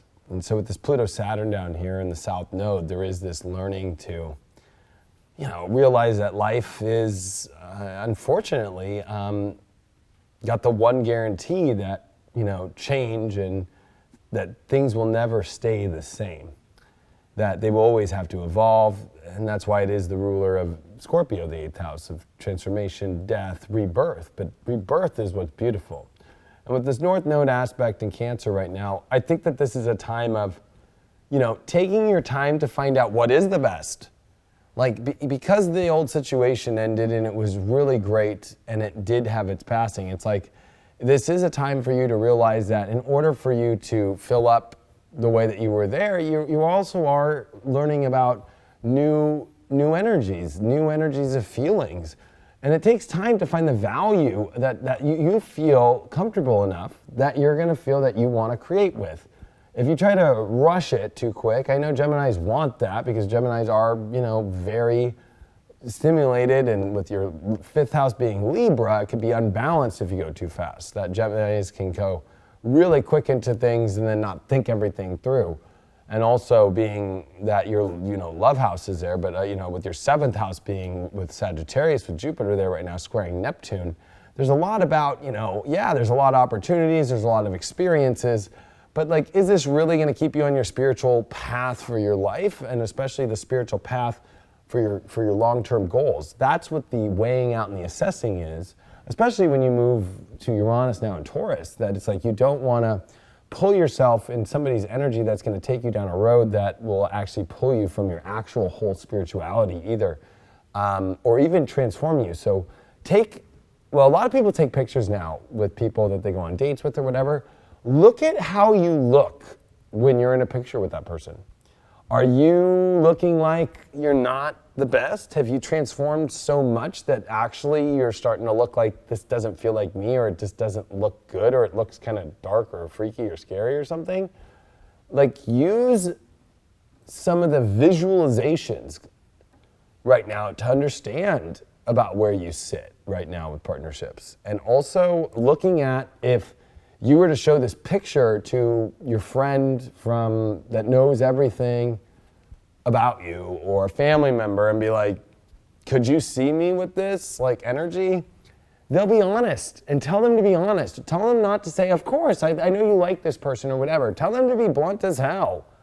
Because the honest truth is when you put energies and you see the picture of two people next to each other, it either makes sense or it doesn't make sense. And I think that, this is a time where the releasing of the old has got to be number one. But that is a place that I know it's tough, but it's when we learn that the rebirthing process is a beautiful thing to offer beautiful new things. And I think that these beautiful new things, it's okay that it's taking some time, because this is a time for you to really assess and make sure you know what you want, not jump towards the next thing. Geminis can definitely do the whole jump towards the next thing, and then I don't know, and then can kind of get wrapped up. And I think that this is a time for you to, use the visualization element. Like look at the picture, put that picture, even if maybe you've never taken a picture, it might sound a little creepy, but take your picture and his picture and maybe put on some program and see what you guys would look like next to each other. And if it doesn't look like that good, or it doesn't feel like the vibes are in the same energy, And also see how your look has changed in those people that you've been connecting with. Is that who you really want to be? Look at what happened to Marilyn Monroe, right? Over her transformational experience. And she got into some really crazy relationship situations. And the more she did, especially near the end, it didn't end up too good for her. So, Geminis have to be careful because they can expand and explore a lot of different relationships, but are they on the same belief systems? And what is that belief system? Because as Gemini, it's very clear on what your most stimulating aspect is. But Geminis can get caught up in I'm into that too, and then kind of go with that on that partner. And it's what? It's I'm into that, but I'm not really fully into that to where I'm going to do that every day of my life, or I'm not thinking about that 24/7, So I hope that helps. We got Scorpios next.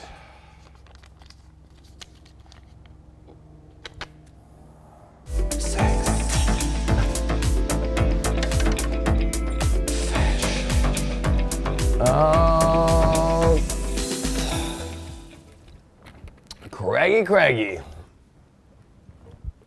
Clearing the energy from the deck, from Craig, from me, the cameras, in the world, the chat room, in the world. I need to be cleansed. Heal me. I got the Leo King Holy Water in my office anytime you want it. I do have Leo King Holy Water, I just don't sell it. It's only for private use only.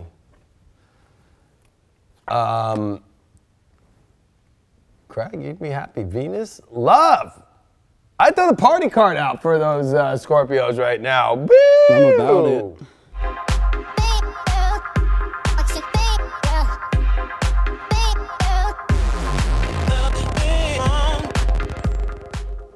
I'm about that love. You know, it's so funny. I just looked at the chat and it's like, come on, Scorpios. And I was just in Vegas all weekend and even this morning, and I'm like ready to roll the dice already for you all. Like, come on, Scorpios. It's already looking good on the first card.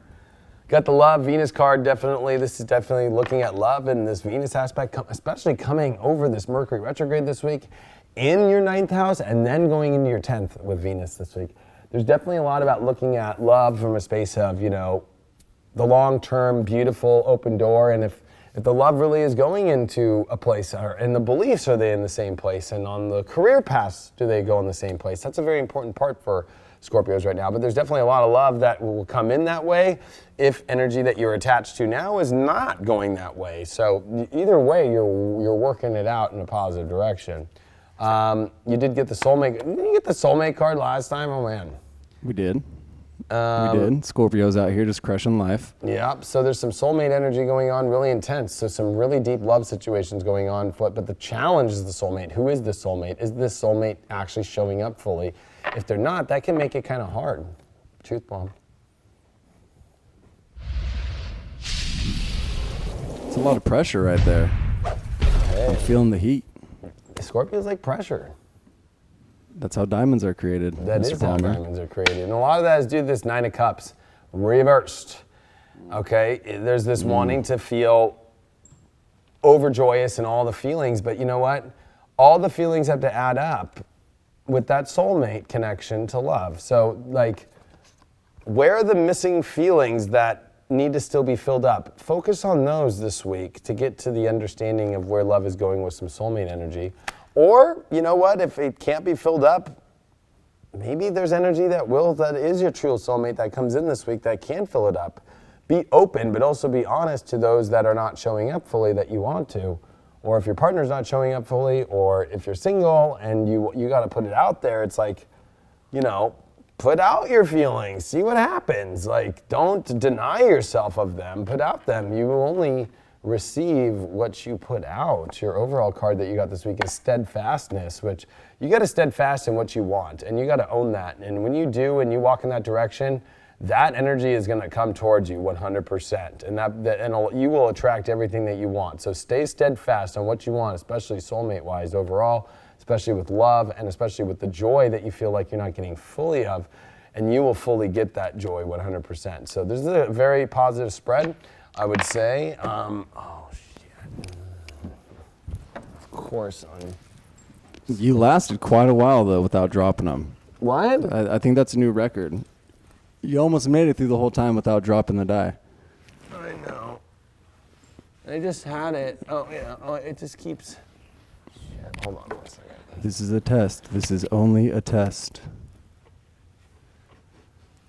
But being a Scorpio, I know it's extremely hard to sometimes voice your emotions and how you're feeling, and it takes literally a conscious choice to be present and to actually say what's going on to those that matter. And I've tried to implement this a lot over the last, I don't know, however many months. Been doing that soul work, and it makes you feel better. I mean, Scorpios, we carry so much shit inside of us, and we dwell and we just tinker and think about every little situation. Right? Would you say that's a sign right there? Yeah. But yeah, just put it out on the table. Put it out on the table. Be who you are. So the 2 die that we had rolled was Pisces 12th house. So that's really intense spiritual or delusional, or just cutting out anything that is in restriction and out of the way spiritually and being fully transparent. And we got the North Node. It's definitely a time to focus on your ultimate spiritual cleansing of situations and also your highest spiritual connection of fantasy and beauty. And if it's not there, you can't deny yourself of the illusion if it's there. But if it's not there, you can't double down on the illusion that it's there when it really is not showing up steadfast in your life. Yeah. So again, Scorpio's crushing life. Crushing it. Just crushing life. That's how we do. What's the last two? Oh, you know what's last. Come on. Well, there's Capricorn and Leo. What you feeling? What you got? Capricorn. So look at that. I didn't. They want Leo last. It's my birthday tomorrow, and we're gonna do Capricorns first. Last two Cappies. Cappies.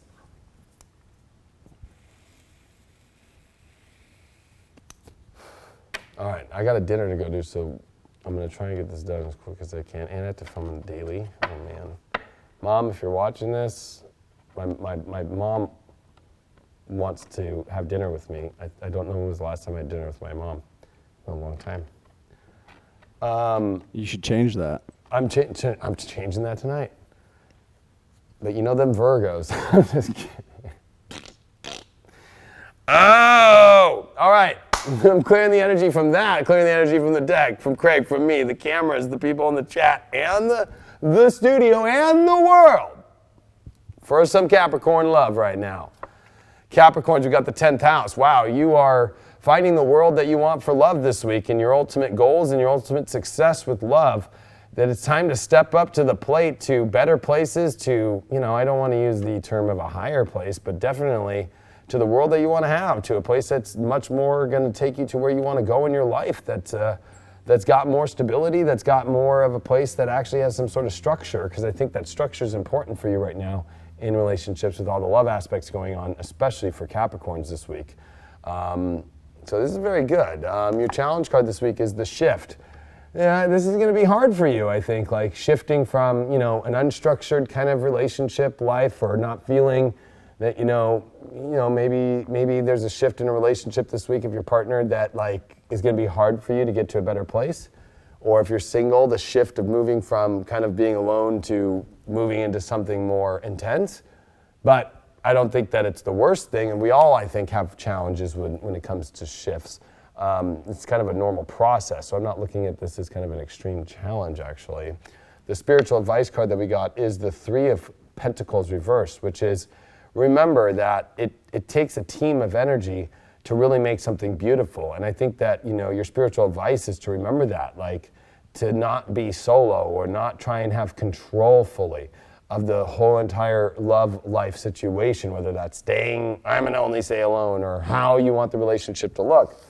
Or even for maybe some Capricorns, it's I need all these people in order to be in a relationship or whatever. It could be a lot of crazy situations going on. But I think that the ultimate is it takes a bunch of, it takes a team of 2 people or whatever it might be to create something beautiful in a structure and to learn from one another. And I think that the shift for you is kind of moving into this more togetherness role opposed to this kind of singular energy. I'm really feeling that with this shift. Your overall card that you got is a spiritual practice that also put your spiritual practice first. The opposite of spiritual practice is, escapism. So I think that, the shift that also is going on overall to get over this challenge is really that there's a much more spiritual connection that's coming here, and also getting rid of kind of the control and kind of this independent aspect of kind of, escaping from your partnership or escaping in your single life, and actually, integrating into a much more beautiful place of where you can go with relationships now. And it's a big shift to kind of move from one end to the spectrum to the other.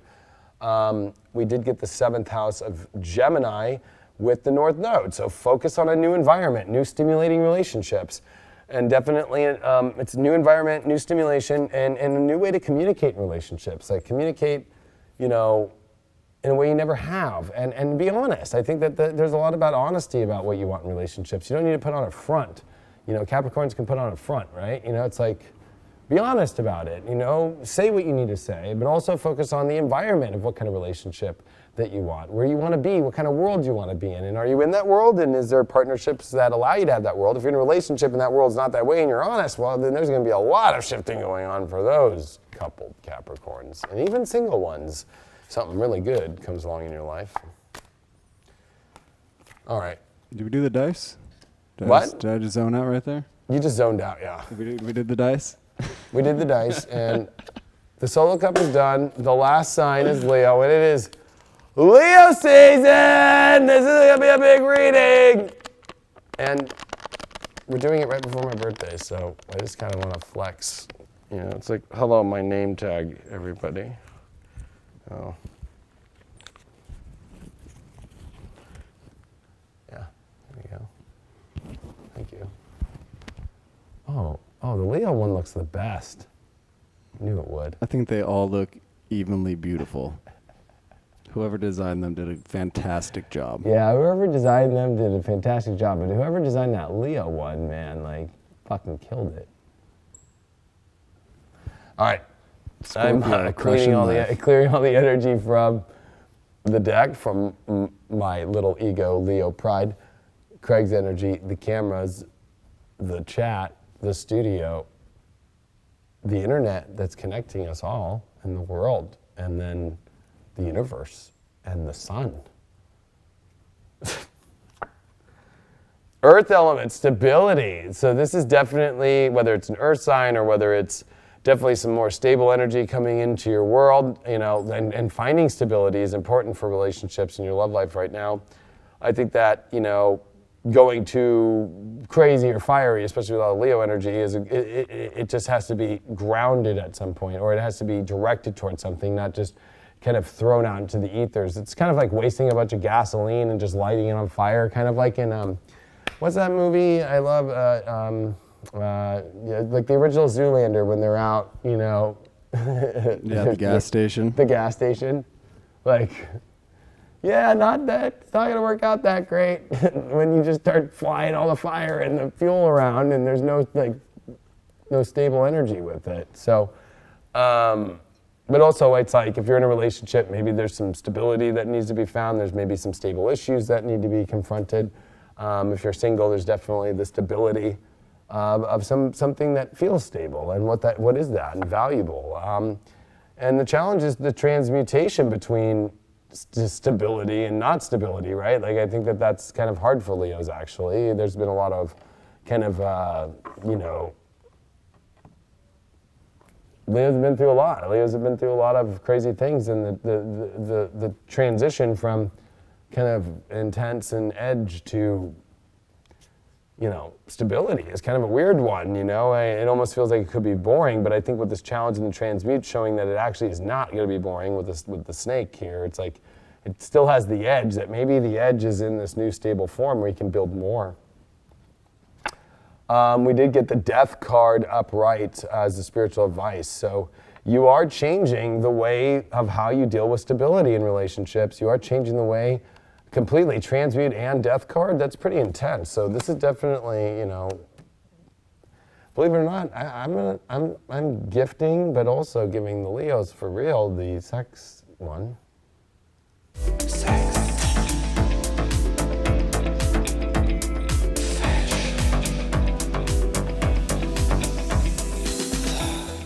Just giving and receiving. Such a generous man. I'm a generous man. Yeah, and well, I think, you know, when you get the Death card, man. I think there is this extreme edge, and there is a little bit of the sexual vibe there. There is, what is an orgasm in French? The little death, right? But there is that transmutation too with the serpent, you know, aspect, which is very scorpionic. So we got two very scorpionic cards. But believe it or not, for Leo, Scorpio is the 4th house ruler of where they feel emotionally connected. And believe it or not, the 8th house of sex is Pisces. So Leos connect to God through sex, believe it or not. Double Leo here. Double Leo here. Venus Leo, Mercury Leo. We got two double Leos right here. Yeah, and you're double Leo too. I am. Maybe that's why, you know what, we just revealed our fucking secret. We throw the sex thing up, we're double Leos, and Neptune's our 8th house. Voila. Sex.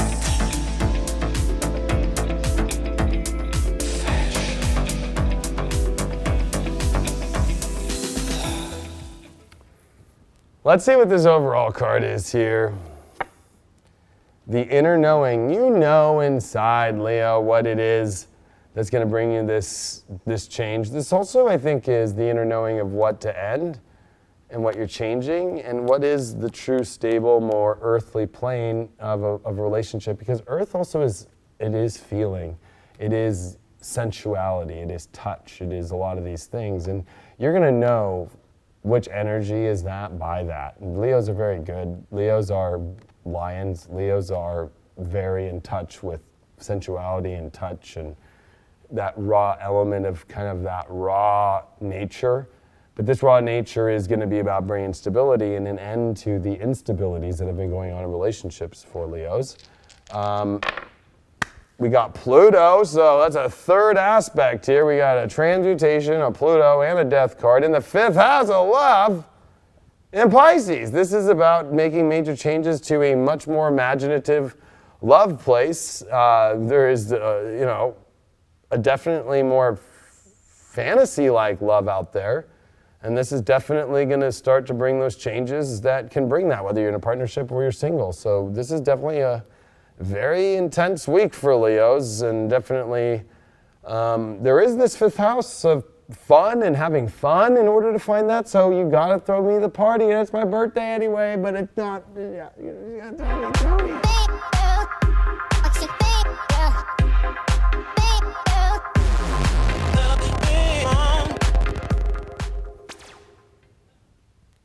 Thank you so much for being part of the show. I really appreciate everybody. Thank you for all the birthday love out there. Thank you for being part of highvibe.tv. You can always support this network for putting out shows like this, Deep Astrology and After Dark. And we also put out a lot of other free content on the highvibe.tv network by checking out highvibe.tv. And you can also download the apps and watch the free content. But if you always want to watch all the exclusive content, you can buy a subscription or go to highvibe.tv and purchase the video individually. My dailies are $1. My weekly sun sign horoscopes are $1.99 for each sun sign. So, I mean, it really is cheaper, of course, to do the subscription, which is down to like $6.70 if you do the year plan, $7.99 if you do it for a 3-month plan a month. And then, of course, we have the monthly for $10.99. So definitely check it out. We have a 7-day free trial, highvibe.tv. And my mid-2019 Eclipse special is available right now. It's on sale.